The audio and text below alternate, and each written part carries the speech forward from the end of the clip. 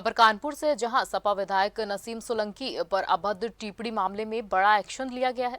स्वरूपनगर थाना पुलिस ने आरोपी धीरज चड्ढा को गिरफ्तार कर लिया है। ये एक्शन सपाइयों के आक्रोश के बाद लिया गया। वहीं आज खुद इस मामले में सपा विधायक नसीम सोलंकी ने पुलिस कमिश्नर से मुलाकात की। इस दौरान उनके साथ विधायक हसन रूमी, सपा जिला अध्यक्ष समेत कई नेता मौजूद रहे। इस दौरान सपा विधायक ने पुलिस कमिश्नर से मिलकर सपा अध्यक्ष अखिलेश यादव से लेकर खुद पर की गई टिप्पणी मामले में सख्त कार्रवाई की मांग की है। साथ ही कमिश्नर से मिलकर सुरक्षा बढ़ाने की बात कही है।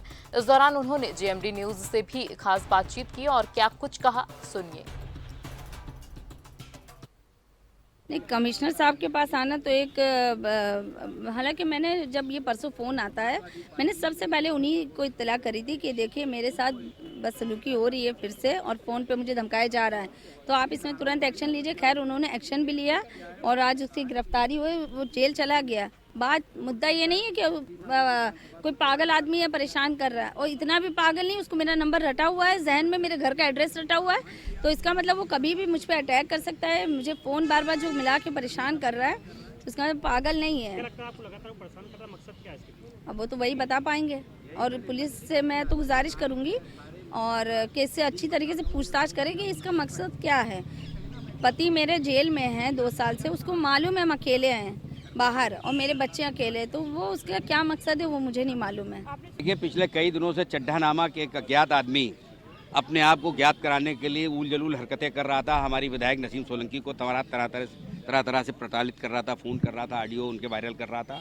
कल जब हद पार हो गई, जब उसने सम्मानित मतदाताओं को शीशा मोह के नपुंसक कह दिया, क्योंकि उसमें दलितों ने भी वोट दिया, उसमें बैकवर्ड ने भी वोट दिया, उसने सर्व समाज के लोगों ने वोट दिया है, तो एक अपमान ये हमने सोचा कि अब हम बर्दाश्त नहीं करेंगे। इससे भी बड़ी बात, उसने हमारे नेता आदरणीय अखिलेश यादव जी के विरुद्ध जो टिप्पणी की है, उसको तो हम कतई बर्दाश्त नहीं करेंगे।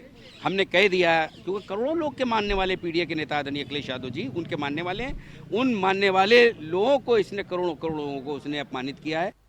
पार्टी की महिला विधायक नसीम सोलंकी जी अपने ऊपर अभद्र टिप्पणी को लेकर आज कमिश्नर आवास पर आई थी और कमिश्नर साहब से मुलाकात जी आज आवास पर आई थी, क्या बातचीत हुई?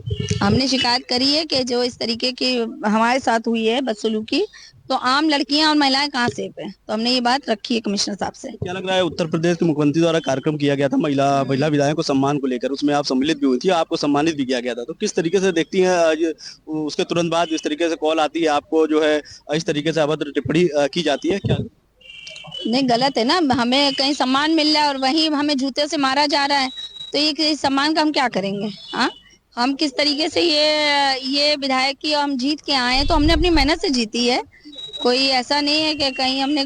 खैर वो उनकी मानसिकता के एक आदमी के लिए हम सबको जिम्मेदार नहीं कहेंगे। हमें जो है पार्टी से सम्मान मिला है बीजेपी कार्यकर्ता, अब वो कह रहे हैं कि हम बीजेपी कार्यकर्ता, तो वो मेरा इशू नहीं है। मेरा इशू ये है कि अगर मैं सेफ नहीं हूँ तो मेरे जो है विधानसभा की महिलाएं कहाँ सेफ है? अखिलेश यादव जी के ऊपर भी टिप्पणी की गई थी, उसको लेकर के क्या बहुत गलत बात है भाई। आप मेरे परिवार को 2 साल से रुल रहे हैं, हम लोग इधर से उधर हो रहे हैं।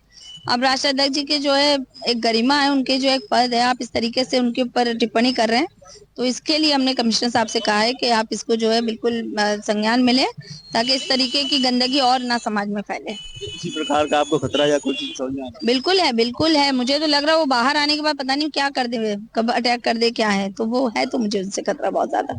तो ये थी समाजवादी पार्टी के महिला विधायक नसीम सोलंकी, जिनका साफ तौर पे कहना है कि अभी भी मुझे उससे खतरा है, क्योंकि बाहर आने के बाद वो किसी भी प्रकार का जो है कृत्य कर सकता है। अपने सहयोगी के साथ जहीर खान, जेएमडी न्यूज के लिए कानपुर।